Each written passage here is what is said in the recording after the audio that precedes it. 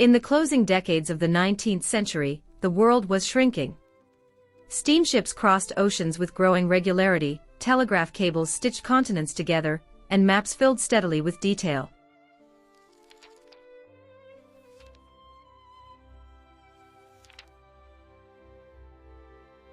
My name is Thomas Stevens, and I plan to make a trip around the world on this wonderful machine. Yet vast distances still separated cultures, and for most people, the idea of personally circling the globe remained unimaginable. Into this age of invention and empire stepped an unlikely pioneer. A quiet Englishman with restless curiosity and extraordinary endurance. Like many young men of his generation, opportunity drew him overseas. He emigrated to the United States as a young adult, working first as a miner in Colorado and later as a journalist in California. By the early 1880s, a new machine had begun appearing on city streets, the bicycle. Not the familiar safety bicycle of today, but the towering ordinary, or penny-farthing, a precarious contraption with a massive front wheel, solid rubber tires and no effective brakes. To most observers it was a novelty. To Stevens it represented freedom. Observe the pedals on the large front wheel. Now, I step onto the mounting platform, and up we go. In April 1884, carrying little more than spare clothing, a revolver, repair tools, and unwavering determination, Thomas Stevens mounted his bicycle outside San Francisco City Hall and began pedaling east. He intended to cross America. Few believed he would succeed. The journey quickly stripped away romantic expectations. California's mountain passes forced Stevens to push his bicycle for miles through snow and mud.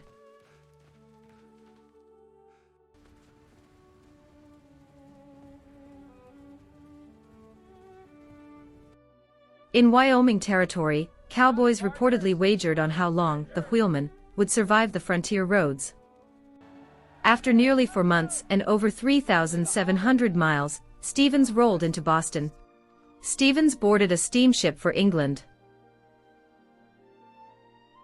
Landing in Liverpool, he cycled across England before crossing the Channel into France. European roads were smoother, but new challenges emerged.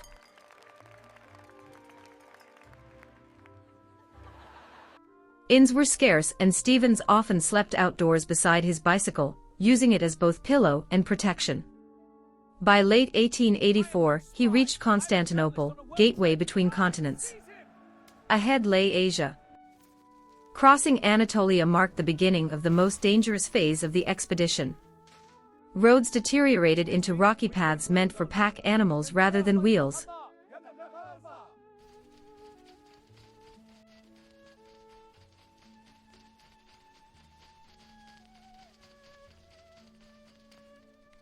Entering Persia, he encountered both hospitality and suspicion.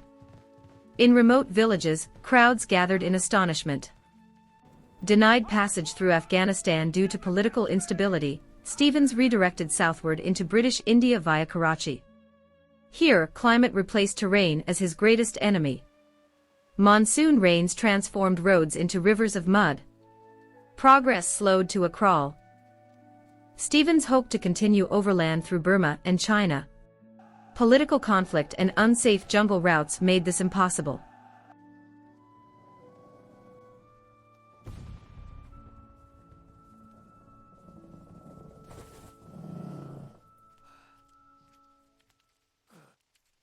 In crowded cities such as Delhi and Calcutta, he became a spectacle once again, surrounded by thousands eager to witness the strange wheeled traveler from the West. Reluctantly, he boarded ships through Southeast Asia toward Japan. It was the only major compromise of the journey.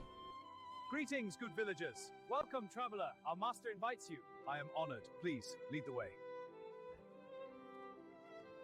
Welcome, emissary. We are honored. The honor is mine, master. Japan provided a striking contrast: organized roads, curious but welcoming citizens, and landscapes Stevens described with admiration. In January 1887, he crossed the Pacific Ocean and returned to San Francisco. Nearly 3 years after departure, Thomas Stevens had become the first person to travel around the world by bicycle.